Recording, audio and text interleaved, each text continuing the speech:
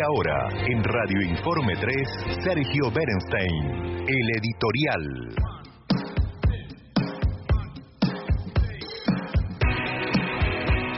Sergio, por supuesto que nos habla después de lo que pasó ayer, de una jornada caliente con esta votación cerrada de la ley de propiedad privada, donde el gobierno tuvo que retirar por lo menos 3 capítulos, 37-33 la aprobación a última hora de la noche, 1:30 de la mañana, en realidad. A los que nos preguntan por el voto de los senadores nacionales por la provincia de Santa Fe, a favor Carolina Lozada, a favor el senador Eduardo Galaretto y en contra Marcelo Lewandowski. Es decir, a favor los senadores de la Unión Cívica Radical, en contra el senador del Partido Justicialista.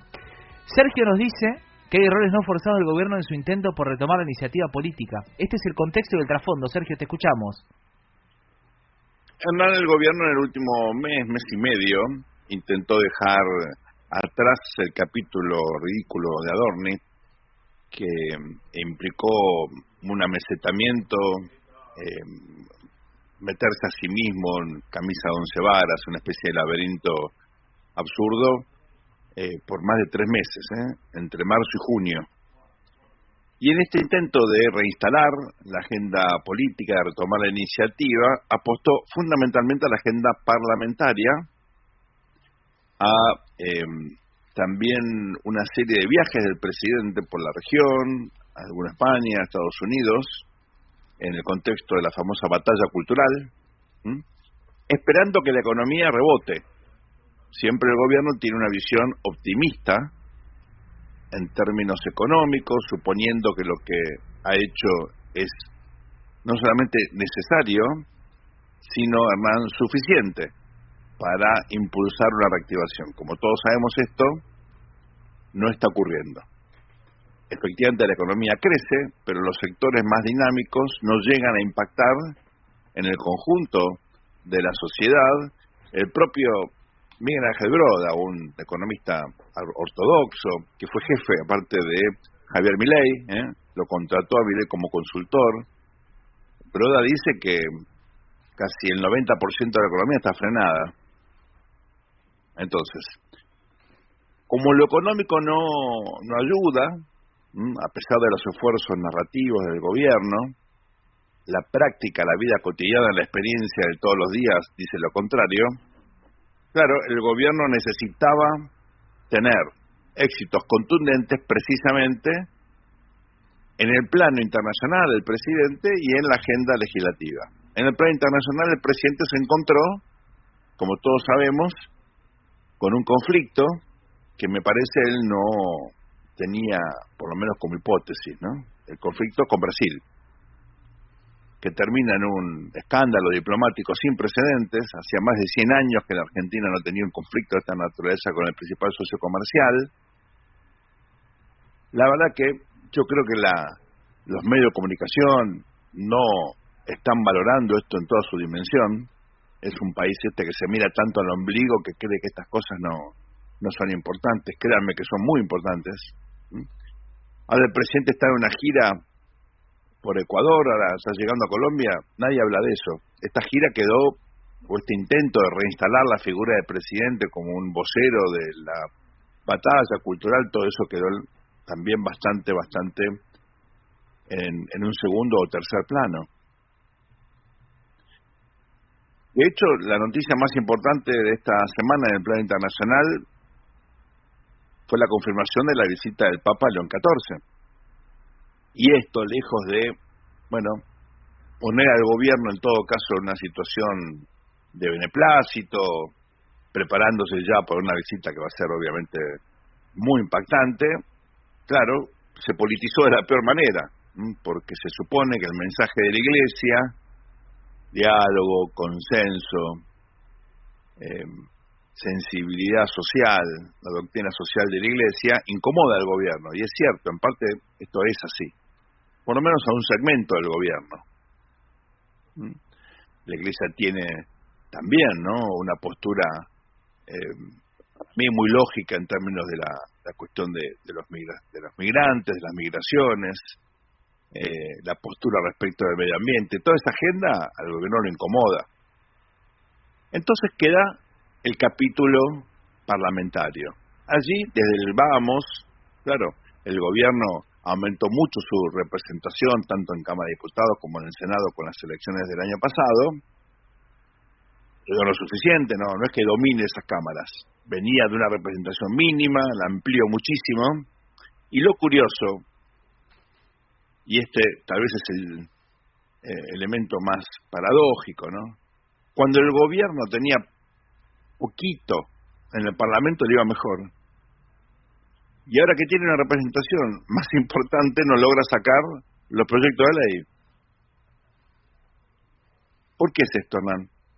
Bueno, porque la sociedad está fatigada, porque el gobierno ya demostró limitaciones enormes a la hora de efectivamente implementar el consenso que anuncia, Pacto de Mayo, por ejemplo, ¿no?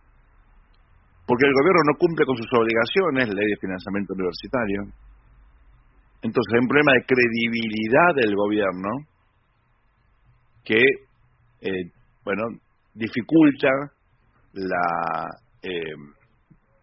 consolidación de acuerdos que por ahí en algunos términos se logran, pero que quedan en las palabras, no en los hechos. Y esto incluye, naturalmente, algo que en rigor a mí no me parece mal, ¿no? Y es que se frenen los envíos discrecionales de recursos a las provincias, pero bueno, los gobernadores ya no le creen al gobierno. Entonces, votan en función de sus preferencias, votan en función de sus intereses, o lo que cree que son sus intereses. Allí aparecen dos elementos adicionales que explican este traspié del gobierno, ¿no? Que logra la media sanción, pero cediendo un montón, ¿no? Cede casi en 2/3 del proyecto original. Claro. Victoria Pírrica, no tanto, pero muestra una limitación enorme. ¿Cuáles son estos elementos? Punto número 1. El gobierno adelanta innecesariamente y unilateralmente el proceso preelectoral. Empieza a hablar de la reelección del presidente. ¿A quién le interesa la reelección del presidente? Al presidente, nada más. La sociedad no discute eso. Ustedes en el laburo, en la familia, el fin de semana, discuten en el almuerzo, che, ¿se va a presentar mi ley a la reelección? A nadie le importa. Instala la reelección y acelera obviamente todo tipo de especulaciones. El presidente que dice, bueno, tengo un vice, pero voy a hacer un arreglo, en realidad no, todavía no sé. Bastante absurdo, ¿no? Un gobierno que supuestamente venía a pelearse con la casta y termina obviamente repitiendo, profundizando lo peor de este ensimismamiento que siempre sufren los gobiernos que se aíslan de la sociedad. El presidente que siempre empatizó, por lo menos con algunas demandas, inflación, seguridad, hoy está en otra. ¿A quién le importa la batalla cultural?